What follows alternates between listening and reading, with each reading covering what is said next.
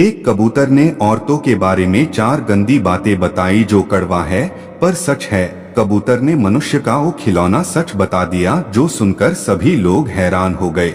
मित्रों, एक बार की बात है, एक गांव में एक सेठ के घर पर एक कबूतर रहता था। सेठ की पत्नी अत्यंत रूपवान और देखने में काफी आकर्षक थी। उसे जो कोई भी देख लेता था वह मनमुग्ध हो जाता था, क्योंकि उसकी सुंदरता एक चर्चा का विषय बना हुआ था। लेकिन उसकी पत्नी एक रूपवान होने के साथ साथ एक पतिव्रता नारी भी थी। वह कबूतर का खूब सेवा करती थी, हर रोज दाना डालती थी और पानी रख दिया करती थी। कबूतर का एक दिन अचानक मृत्यु हो जाता है और कबूतर जब धर्मराज के पास पहुंचता है तो धर्मराज अपने सिंहासन पर विराजमान थे। उन्हें देखकर कबूतर कहता है, प्रणाम। फिर धर्मराज कबूतर का लेखा जोखा देखते हैं, फिर कबूतर से अत्यंत प्रसन्न होते हैं और कहते हैं, हे कबूतर, तुमने बाढ़ा ही उत्तम कार्य किया है। तुम अपने जैसे पंछियों का खूब सेवा किया है। बुजुर्ग पंछियों को देखकर तुम अपना दान ले जाकर डाल दिया करते थे, वो लोग खाते थे और तुम्हें आशीर्वाद देते थे। तुम कबूतर की योनि में रहते हुए भी बड़े ही महान कार्य किए हैं। इस कार्य से मैं अत्यंत प्रसन्न हूँ और अब मैं तुम्हें पृथ्वी लोक पर सबसे श्रेष्ठ माने जाने वाले मनुष्य का जीवन अब मैं तुम्हें प्रदान करता हूँ। पृथ्वी लोक पर जाओ और मनुष्य जीवन का सुख भोगो। धर्मराज के मुख से यह वचन सुनने पर कबूतर खुश होने के बजाय दुखी मन से बोल, हे धर्मराज, आप मुझे कृपया करके मनुष्य का जीवन प्रदान मत करें, क्योंकि मनुष्य बड़े ही नीच और पापी होते हैं। हे धर्मराज, मुझसे मनुष्य का खिलौना और कड़वा सच मत सुनो, नहीं तो मैं बोल दूंगा। तब धर्मराज कहते हैं, हे कबूतर, आज मैं तुम्हारे मुंह से मृत्यु लोक पर रहने वाले स्त्री और पुरुष का कड़वा सच सुनना चाहता हूँ।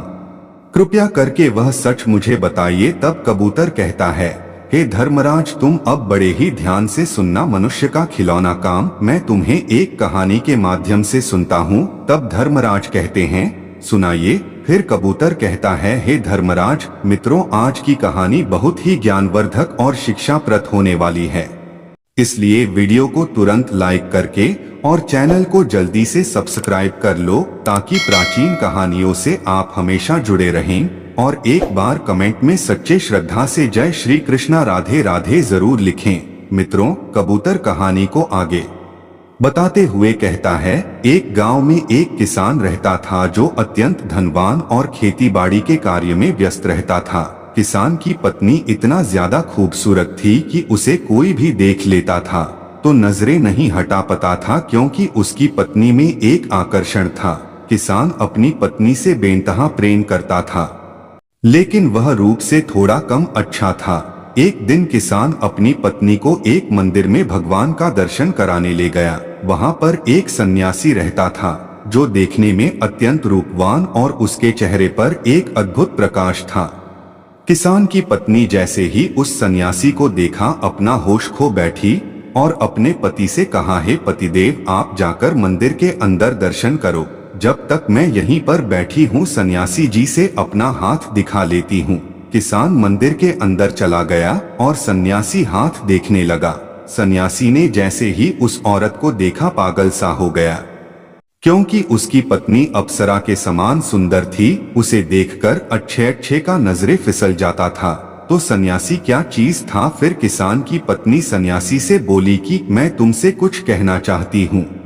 सन्यासी बोला, मैं तुमसे कुछ कहना चाहता हूँ। फिर किसान की पत्नी बोली, तुम ही पहले कुछ कहो। तब सन्यासी बोला, नहीं, तुम्हें जो कहना है तुम पहले कहो। तब किसान की पत्नी बोली, मैं तुमसे प्रेम करने लगी हूँ, तुम्हारा रूप अद्भुत है, मैं तुम्हें पाना चाहती हूँ। तब सन्यासी बोला, जो तुम्हारी कामना है वही मेरी भी है, लेकिन यह कैसे संभव होगा।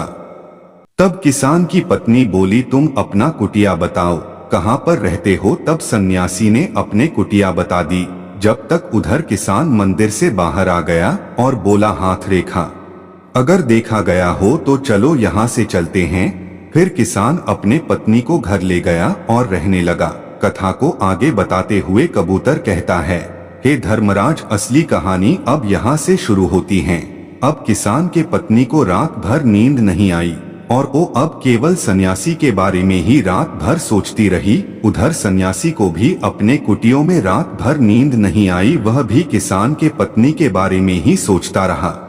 अगले दिन जैसे ही सुबह हुआ, किसान के पत्नी को एक योजना सूझी। फिर रात होने के बाद जब अधिक रात हो गई, तब किसान की पत्नी कमरे से निकालकर चुपके से सन्यासी के कुटिया तक पहुंच गई और सुबह होते ही अपने घर लौट आई। अब हर रोज ऐसे ही किसान की पत्नी सन्यासी से मिलने जाने लगी। हे धर्मराज, कहते हैं पाप छुपता नहीं है, एक न एक दिन राज खुल ही जाता है।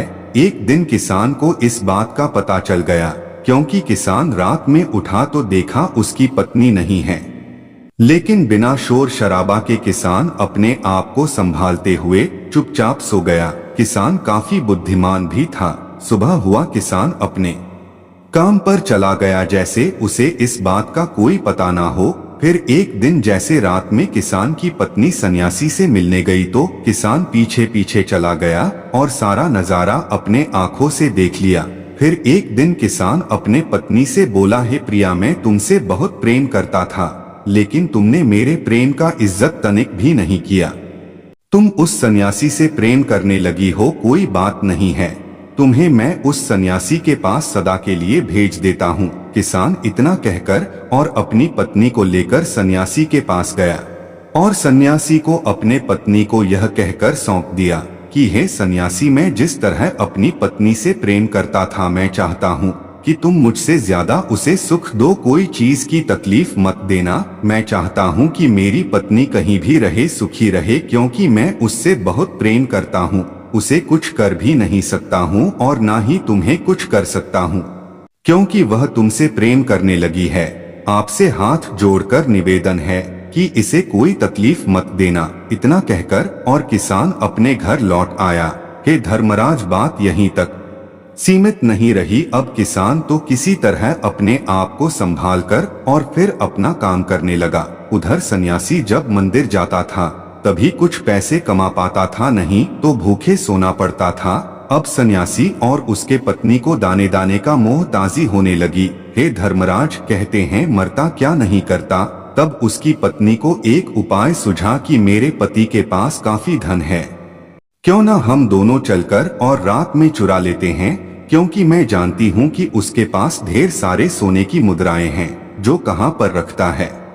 मैं जानती हूँ, चलो आज रात में उसके घर चोरी कर लेते हैं। तब सन्यासी को किसान की पत्नी का दिमाग और सलाह अच्छा लगा और फिर वह दोनों रात में चोरी करने के लिए किसान के घर के बाहर पहुँच गए। किसान जिस घर में धन रखता था उस घर में ऊपर से गेट था और वह काफी मजबूत बना हुआ था। एक दिन किसान के खेतों में दो जंगली शोर आ गए थे और हर रोज काफी नुकसान किया करते थे। इस कारण से उन दोनों खतरनाक शोरों को उसी घर में लाकर डाल दिया था। सारा धन निकालकर दूसरे कमरे में शिफ्ट कर दिया था। जैसे ही किसान की पत्नी और सन्यासी रात में किसान के उस कमरे में घुसे, फिर सन्यासी ने अपनी बुद्धि लगाते हुए कमरे में घुसकर और अंदर से गेट बंद कर लिया कि सारा सोना भर लेंगे फिर बाहर निकलेंगे। उधर दोनों शोर दोनों पर हमला कर दिए और रात में ही दोनों को तड़फा तड़फा कर नोच नोच कर मार डाला। दोनों की आवाज भी बाहर नहीं आई, क्योंकि वह कमरा काफी गहरा था। हे धर्मराज, वैसे दोनों के करने का सजा दोनों को मिल गया। मेरे हिसाब से उन दोनों के साथ यही होना चाहिए था। ऊपर वाले ने अच्छा हिसाब लिया। हे धर्मराज, अब आप बताइए कि मनुष्य कितना नीच होते हैं। उनका काम देखकर मुझे बहुत क्रोध आता है।